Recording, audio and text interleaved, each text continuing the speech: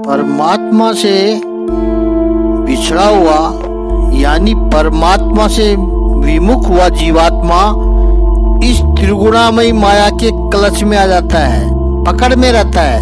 और जब परमात्मा की ऊर्जा नहीं है, परमात्मा का साथ नहीं है, तब तक जीवात्मा के लिए ये माया बड़ी प्रभावी है।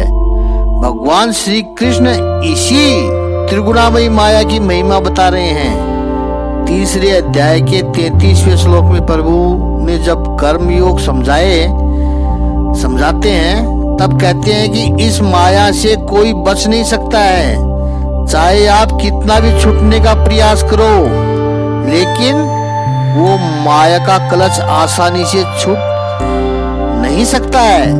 कब तक निग्रह करोगे, संयम कब तक रखोगे? इसलिए भगवान यहाँ कह रहे हैं कि इस त्रिगुणामयी प्रकृति के मोह में आकर जीवात्मा परमात्मा को भूल जाता है। यह प्रभु की व्यथा है, व्यथा भी है। यहाँ पिता पुत्र का दृष्टांत इसलिए हम बार बार दे रहे हैं कि आध्यात्मिक सिद्धांत समझने के लिए लौकिक दृष्टांत से सरलता से लोग इस सिद्धांत को समझ जाते हैं। पिता ने ला करके खिलौने दिए हैं बालक को, लेकिन खिलौने के साथ खेलने में बालक इतना मोहित, इतना व्यस्त हो गया है कि पिता को ही भूल जाता है। वो ये नहीं जानता है कि उसे जो कुछ भी मिल रहा है वो पिता की वजह से ही मिल रहा है, और पिता के पास जाने में ही आनाकानी कर रहा है। तो पिता को कितना दुख होता होगा। यही भगवान की व्यथा है। बालक को खिलौने नहीं दोगे तो बालक का जीवन कितना बोरिंग हो जाएगा, वो पूरे दिन भर करेगा क्या? तो बालक के जीवन में सुख मिले, आनंद मिले, उसके लिए खिलौने जरूरी भी है।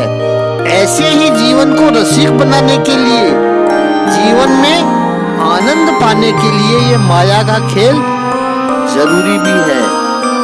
लेकिन खेल खेल में पूरा जीवन बीत जाए और परमात्मा को समझना रह जाए, वो कितना बड़ा अपराध होगा।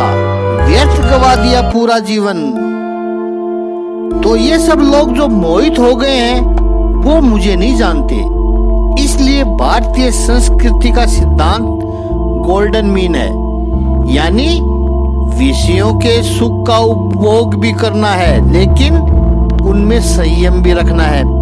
विषय को पाना भी है और विषयों को छोड़ना भी है।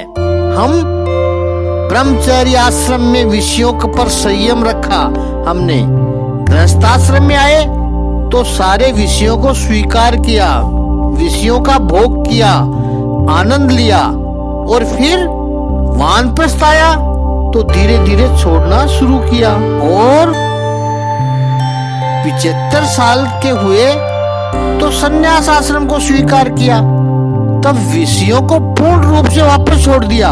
विषयों को पकड़ा भी है और छोड़ा भी है, दोनों करने हैं। दुनिया के सभी लोगों ने कहा कि यदि उपयोग करना है तो पकड़ के रखो, पकड़ के रखोगे तभी तो विषयों का उपयोग कर पाओगे।